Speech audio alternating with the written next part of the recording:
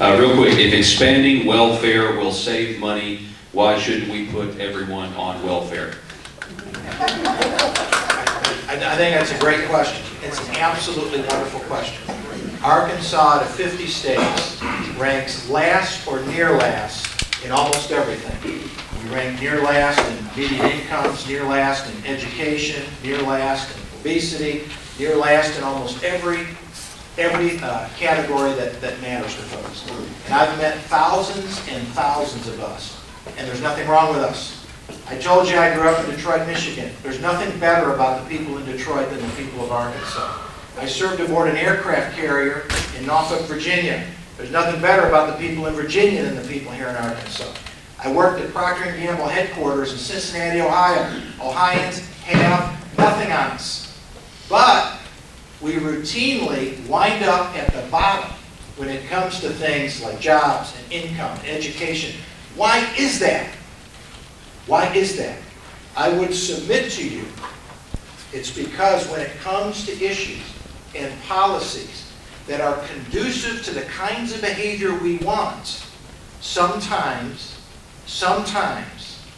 we choose certain policies that are going to hurt us more than they help us. And if we are willing and able to think harder on some of these things, what we may discover is there's another way to get to our end game. And in the meantime, we'll be able to play by the rules that exist to help ourselves. So I'm all for anyone that says, we're going to end Medicaid expansion in all 50 states, but it's got to be 50. Why should I take my folks here in Arkansas and send their money to Obama so last October they can raise spending by $80 billion? $80 billion without even batting an eye. While New York and California and Michigan, who copied our plan, and Ohio, which copied our plan, and others that copied our plan, keep the money for their taxpayers.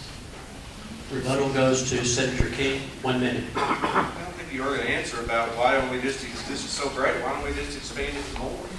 The reality is, if being a border county in Missouri, as I told you earlier, I think Arkansas Project years ago wrote a thing about us being Candyland. I mean, we turned into a Medicaid magnet.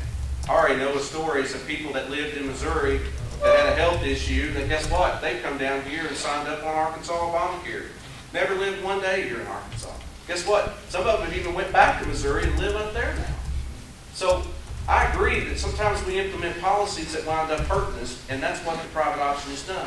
Because I keep pointing out to Tennessee, that, and I'll send you the figures, that Tennessee put people off of Medicaid. Tough decision, hard decision. I'm sure there were good people hurting. But you know what? When they go out and get a job, they start paying income taxes, Representative Coughlin said. They start getting jobs with benefits. We're going to improve our economy by people who actually want to go to work, create incentives for them to go to work, not like the private option does, and get them to go to 0% income and quit their job just to receive it.